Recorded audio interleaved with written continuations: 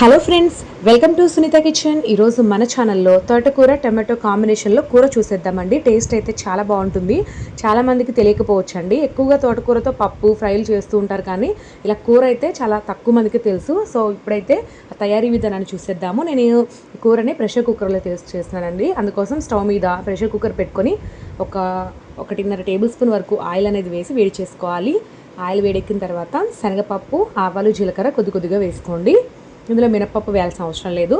ఈ మూడు కూడా బాగా వేగి చిరపట్లాడేటప్పుడు ఇందులోకి ఒక పెద్ద సైజు ఉల్లిపాయని, అలాగే 2 పచ్చిమిర్చిని సన్నగా తరిగి వేసుకోవాలన్నమాట. వీలైనంత చిన్న ముక్కలుగా తరుక్కోండి, కూరకి బాగుంటుంది. ఉల్లిపాయ ముక్కలు కొంచెం దూరగా వేగిన తర్వాత అచ్చంగా ఒక 5-6 వెల్లుల్లి రెబ్బలు తీసుకొని కచ్చపచ్చగా దంచి వేసుకోండి. ఫ్లేవర్ చాలా బాగుంటుంది. ఇందులో అల్లం అస్సలు వేయాల్సిన అవసరం లేదండి. ఆ తర్వాత ఇందులోకి శుభ్రంగా కడిగి కట్ చేసుకున్న ఒక పెద్ద తోటకూర కట్టని వేసుకోవాలన్నమాట. వీలైనంత సన్నగా తరుక్కోండి.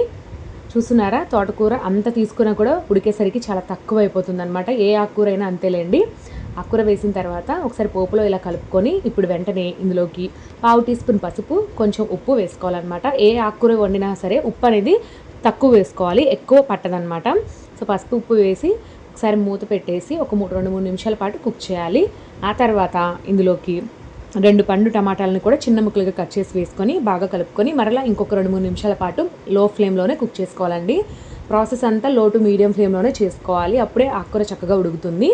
ఆ తర్వాత మూత తీసి ఇప్పుడు మనం ఇందులోకి కొంచెం కారం, వేయించిన ధనియాల పొడి, గరం మసాలా కొద్దిగా వేసుకుందాము. మనం తీసుకున్న ఆకు క్వాంటిటీని బట్టి కారం అనేది ఒక టీ స్పూన్ లోపే వేసుకోండి, ఎందుకంటే పచ్చిమిర్చి కూడా వేసాం కాబట్టి ఎక్కువ పట్టదు. అలాగే వేయించిన ధనియాల పొడి ఒక 1/2 టీ స్పూన్, గరం మసాలా ఒక 1/2 టీ స్పూన్ వేసుకొని బాగా కలుపుకొని మూత పెట్టేసి ఇంకొక 2-3 నిమిషాల పాటు కుక్ చేయాలన్నమాట. ఈ మసాలా కూడా ఆకుకూరకి పడుతుంది.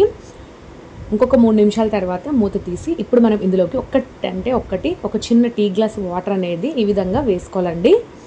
ఎక్కువ నీళ్ళు ఏం పట్టవన్నమాట. ఆకుకూరలోంచి ఎలాగో వాటర్ వస్తుంది, కానీ ఈ ఆకుకూర బాగా మెత్తగా ఉడకాలి, కూరలాగా రావాలంటే మాత్రం ఒక టీ గ్లాస్ వాటర్ అనేది వేసుకొని బాగా కలుపుకొని మూత పెట్టేసి ఇప్పుడు మనం 2 విజిల్స్ రానివ్వాలండి మీడియం ఫ్లేమ్లో. అప్పుడు తోటకూర అనేది బాగా ఉడికి మనకి కర్రీ అనేది రెడీ అయిపోతుంది.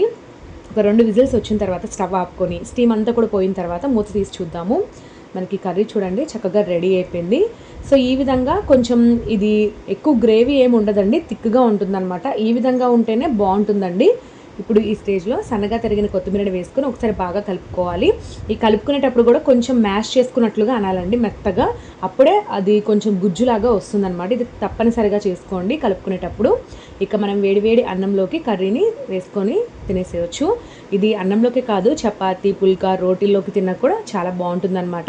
రెగ్యులర్గా చేసుకునే పప్పు ఫ్రైలు కాకుండా ఒకసారి ఇలా టమాటో కాంబినేషన్లో కూర వండుకొని తినండి, చాలా చాలా బాగుంటుంది. చూసారు కదా, ఈ రెసిపీ మీకు బాగా నచ్చినట్లయితే వీడియోని తప్పకుండా లైక్ చేసి మీ ఫ్రెండ్స్ అండ్ రిలేటివ్స్కి వీడియోని షేర్ చేయండి. Thank you for watching.